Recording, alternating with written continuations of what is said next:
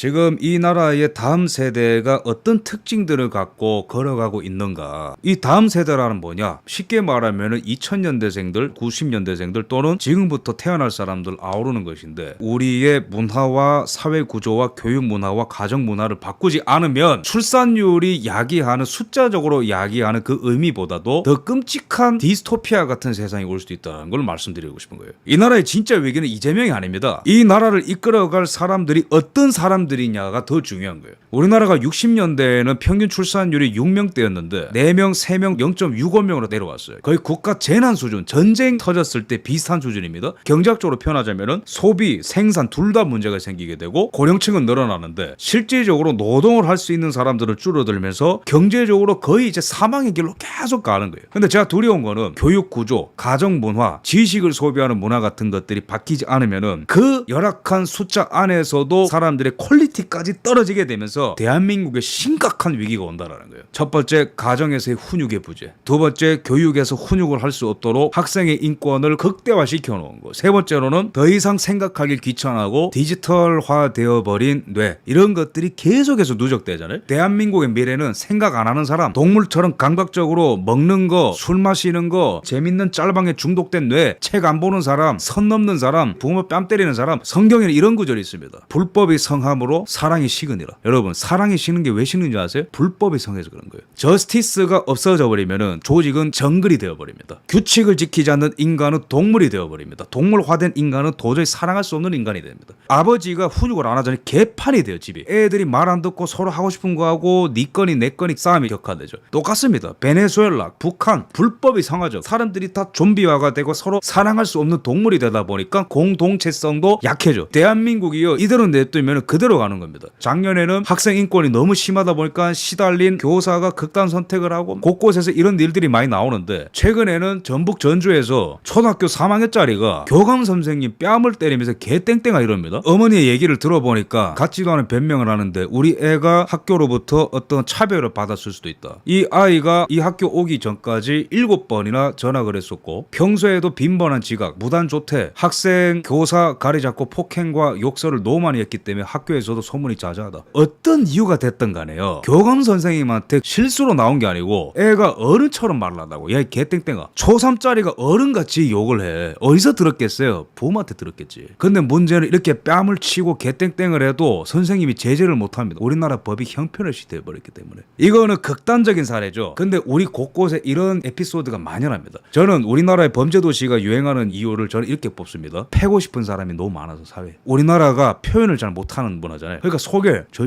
한번 어떻게 해? 이런 사람이 사회에 너무 많은 거예요. 근데 왜 화가 많이 나는 줄 아세요? 서로 선을 너무 많이 넘거든. 선을 왜 많이 넘는 줄 아세요? 선 지키라는 명령을 가정에서 학교에서 못하기 때문에 그런 거예요. 예전에는 폭력의 과잉이었죠. 인정할 건 인정합시다. 무조건 애들을 빗자루로 좁혀라, 그건 아니에요. 저스티스가 너무 과잉이고 사랑이 없잖아요. 애들이 반발심은 커져. 폭력에 되물림이 생기거든요. 반대로 톨레랑스만 넘치잖아요. 그러면 자기 안에 폭력성을 주체하지 못하면서 동물이 되는 거예요. 그래서 인간은 저스티스와 러브 둘 다를 필요로 하는데, 예전에는 너무 정의만 과잉되었다면 이제는 너무 톨레랑스만 가득하다 보니까 오히려 부작용이 너무 많이 나온 거예요. 사회에서. 과거랑 비교해볼까요? 99년에 한 중학교에서는 학부모들이 회초리를 만들어서 주기도 합니다. 그러니까 내 애를 과잉적으로 때리지 않는 선 안에서 잘 훈육을 해주라고. 물론 이제 단서를 붙입니다. 너무 감정풀이를 하면 안 된다. 이게 거의 마지노선인 거예요. 윤리적인 기준이 모호하고 감정을 잘 컨트롤하지 못하고 사리분별을 잘 못하고 인생의 경험이 얕기 때문에 누군가의 지도가 필요한 때인 거예요. 말로 해서 되는 친구들도 있지만 과하게 나가는 친구들한테는 엄벌을 줄 필요가 있습니다. 그게 그 학생한테도 좋고 공동체한테 던지는 메시지거든요. 사형제가 왜 있죠? 우리가 법적 처벌을 왜 하죠? 그 사람한테만 재판을 하는 게 아니고 공동체한테 정의의 기준을 제시하는 거예요. 99년까지만 하도록 이런 게 있었는데 가면 갈수록 이게 약해지더니 이제는 쳐다보고 뭐라 하기만 해도 애들이 성질을 내고. 얼마 전에 또 전라도에서 어떤 일이 있었습니까? 노래방에서 여학생들이 술 마시고 노는 걸 보고 사장이 무릎 꿇린 다음에 반성무수라 했다고 학생 가혹행위로 취지로 역으로 신고를 했어요. 궁극적으로 드리고 싶은 말씀이 뭐냐, 가정이 변해야 되고 학교가 변해야 되고 교육법이 바뀌어야 된다. 학생인권 조례 이런 쓰레기 같은 것 때문에 이 지경이 지금 된 거거든요. 이거 빨리 뜯어고치고, 그러면서도 교사가 과잉적으로 교권을 쓸 수 없도록 이중잔치를 마련함으로써 학교 문화를 싹 다 바꿔놔야 됩니다. 제가 저번에도 말씀드렸지만 한 인간이 자라는 데 있어서는 3단계가 있습니다. 1단계가 가정, 2단계가 교육, 3단계가 사회에 나가서 인간이 성숙이 되죠. 근데 우리는 지금 사회에서 출산율이 떨어지고 애들이 귀하기 때문에 집안에서도 애들을 쉬쉬해요. 바깥에 나가서 우리 애가 상처가 많아서 그렇다, 마음을 안 읽어줘서 그런 거다, 우리 아이가 불편해서 그런 거다. 지금은 교감 선생님을 때리지만은 나중에 누굴 때리겠어요? 자기 와이프를 때리는 거예요. 제가 염려되는 거는 우리 사회의 미래가 양만 지금 얘기할 때가 아니고 퀄리티를 얘기해야 될 때야 지금. 그럼 이런 때 우리는 어떤 기초적인 질문을 해야 되냐면은 What is education? 근본적인 부분을 건드려줘야 된다는 거예요. 머리에 지식만 넣어주면 되는 게 아니고 인간으로서 존귀하게 살 수 있는 데 필요한 건강한 생활 습관을 형성해 주는 거, 그것까지 포함하는 게 교육입니다. 하이에크의 치명적 자만에서의 유명한 인용구를 좀 말씀드리겠습니다. 왜 이 도덕적인 부분과 인성이 중요하냐? 올드한 거 절대 아닙니다. 이게 인권 본성과 관련된 거거든. 올드한 게 아니고 검증된 겁니다. 어떻게 행동해야 될 것인가에 대한 배움은 통찰력, 이성과 지성의 결과라기보다는 그것의 원인이다. 우리가 이성과 지성이 있어서 해야 되는 행동을 구분할 수 있는 게 아니고 해야 되는 행동을 먼저 배웠기 때문에 이성과 지성을 쓸 수 있다는 거예요. 이분이 누굽니까? 노벨 경제학상 받은 분이잖아요. 시장경제 이론의 대가. 제한된 정부 말하는 사람이 왜 이런 모방을 얘기하고 있고 교육에 대해서 얘기하고 있냐. 제한된 정부건 나발이건 간에 인간을 먼저 이해된다는 거예요. 올바른 행동을 배우고 모방함으로써 경험을 함으로써 이성과 지성이 그 위에 선다라는 거예요. 인간은 현명하고 합리적이고 선하게 태어나지 않는다. 그렇게 되도록 배워야 된다. 우리의 도덕을 창조한 것은 지성이 아니다. 교육자들은요, 이거를 뼈에 새기셔야 됩니다. 또 하나 염려되는 건 뭐냐면은 우리 사회가 안 그래도 지금 586들이 교수, 언론인, 방송 제작자, 영화 제작자 이런 거 들어가가지고 우리의 세계관과 이런 것들을 더럽히고 있거든요. 이 매트릭스를 깨고 나가려면은 생각할 수 있는 젊은이들이 많아야 돼요. 당신 의견 이래서 틀렸습니다. 나는 또 다른 대안을 생각하고 있는데요. 구도가 이렇게 만들어져야 되는데 지금 청년 세대를 비롯해서 어린 아이들 같은 경우에는 핸드폰이랑 물화일체가 되어 있죠. 전두엽을 안 써요. 책을 보면은 전두엽이 빨개지는데 디지털 정보를 흡수를 할 때는 파란색으로 됩니다. 안 쓴다는 거거든. 그러면 전두엽이 왜 중요하냐? 고차원적인 추론 능력, 정보 종합, 전달, 통찰력. 쉽게 말하면은 동물과 인간을 구분하는 가장 대표적인 기능이 바로 이거라는 거예요. 여러분, 동물과 인간의 기본적인 차이가 뭔지 아십니까? 인식은 하거든요. 근데 뭐에서 차이가 나죠? 인식하는 정보를 결합하는 능력이 동물한테는 없어요. 그래서 동물은 도서관을 못 만들고요, 은행을 못 만들고 정치 시스템, 정부 같은 걸 못 만드는 겁니다. 인간이 인간답게 사는 데는 이런 기능이 필요한데 점점 우리 사회가 뇌가 동물처럼 되고 있다는 거예요. 쇼츠, 릴스, 재밌는 거 딱딱 넘기고 글자를 보면 하품하고. 그마저도 보는 동영상이 뭐예요? 연예인들이 나와가지고 소맥 맛있게 마는 방법, 숨겨진 맛집 보지 말라는 거 아니에요. 근데 그게 너무 자극적이고 유치해지고 계속해서 그런 것들만 융통이 된다라는 거지. 이런 사회에 미래가 있는가? 지금 우리가 경제 순위 뭐 10등이다 그런 얘기 나오죠. 한순간에 거품 다 꺼집니다. 어린이 클리닉 임상 책임자는 이렇게 얘기합니다. 마이클 매너스. 아이들의 뇌가 끊임없는 변화에 익숙해지면 뇌는 사물이 그렇게 빨리 움직이지 않는 비디지털 활동에 적응하기 어렵게 된다. 디지털에 중독이 되다 보면, 익숙해지다 보면은 디지털화 되지 않은 다른 매체를 봤을 때 적응을 못 한다라는 거예요. 비디오만 보는 애가 책을 읽었을 때 도무지 집중도 못하고 이해를 못 한다라는 거예요. 정말로 큰 대안이 필요하고 나라가 해줄 수 없는 영역이에요. 가정 안에서 컨트롤해야 되는 부분이기 때문에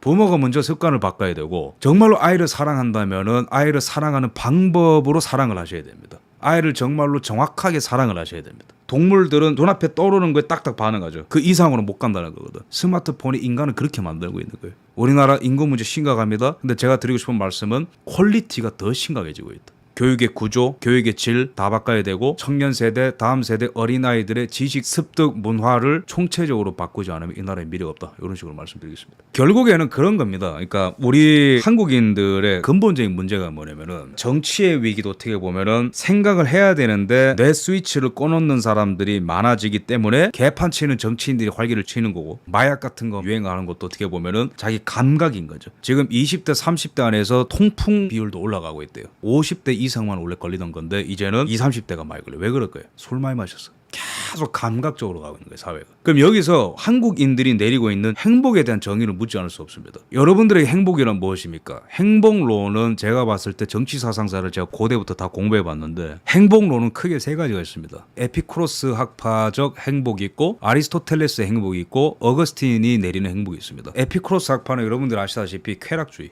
철저히 유물론적인 행복론입니다. 이게 지금 인류 사회를 쭉 따라다니는 하나의 행복론이거든요. 이러한 행복론이 필연적으로 공리주의와 사회주의로 연결되는 거 아세요? 우리나라 사람들이 왜 사회주의 잘 빠지는지 아십니까? 인간을 물질로 해석을 하는 거거든요. 화학 반응이 일어나기 때문에 좋은 거를 느끼면 된 거다. 그 이상의 인간이 복종해야 되는 가치나 목적 같은 건 없고 네가 그냥 느끼는 게 장땡이야. 철저히 유물론적인 행복론이죠. 이게 왜 공리주의랑 만나냐면은 공리주의로 유명한 제레미 벤담이라는 사상가가 있어요. 공리주의의 세계관에는 신이 없습니다. 그러면은 신이 없는 물질계 안에서 옳고 그름을 판단하는 기준은 뭐가 되는 거죠? 다수가 행복을 느끼는 게 바로 옳음의 기준이다. 거기서 사회주의로 연결되는 거예요. 그럼 보수주의자들은 뭐죠? 다수가 느끼는 행복? 그거 굉장히 추상적인 거 아니야? 그걸 어떻게 알 수 있는데? 공리주의자들은 계산을 할 수 있다고 생각하죠. 물질계 안에서 답을 찾는 거예요. 다수의 쾌락이 기준이 되는 거예요. 그래서 문재인이가 이 정도 평수에는 살 수 있겠나라고 말하는 게 우연 같아요? 아니에요. 이 정도의 공간 안에서 감각적으로 편안하다 느끼면 됐다. 이게 다수의 최대 행복이다. 그렇게 생각하는 거거든요.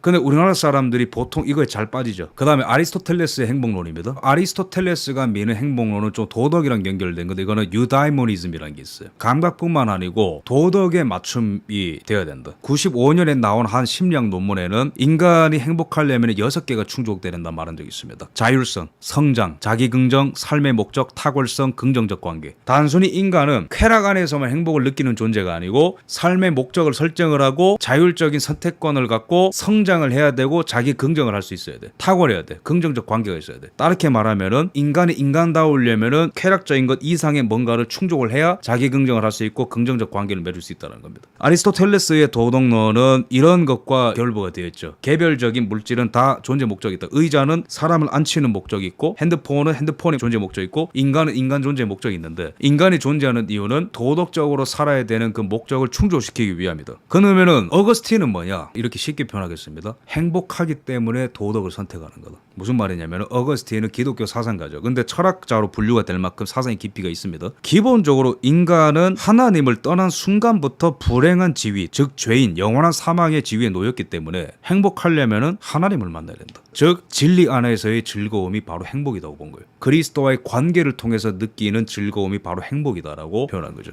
이 세상에는 이 세 가지의 행복이 있습니다. 제가 봤을 때. 물론 기독교 신자가 아닌 분들은 나는 에피쿠로스다, 나는 아리스토텔레스다 이렇게 말할 수 있겠지만 기본적으로 한 사회가 타락할 때는 쾌락주의와 행복론과 공리주의가 많이 유행을 합니다. 다수가 그렇다면 그런 거지 소수가 떠드는데 들어볼 만한 게 있어? 야 복잡한 얘기하지 마. 즐거우면 됐지. 중독될 수 있는 거. 짜릿한 거. 그러니까 우리 사회는 지금 진실을 말하는 자보다 진심을 담아서 말하는 사람을 많이 주목하죠. 근데 이걸 우리가 놔두면 되겠냐고. 재정의해야죠. 그죠? 여러분들도 한번 나의 행복은 어떤 기준을 갖고 있는가? 나는 뭐 어떨 때 행복이라는 단어를 쓰는가? 질문들을 하시면 참 유익한 질문이 되지 않을까 생각을 합니다. 우리나라 사람들은 단어의 개념부터 다 회복을 해야 돼요. 제 말이 다 맞다는 건 아니에요. 여러분들이 비판할 부분이 있겠죠. 자유롭습니다. 다 하셔도 됩니다. 다만 한번 나를 점검하는 것도 되게 좋은 시간이 될 것 같아요.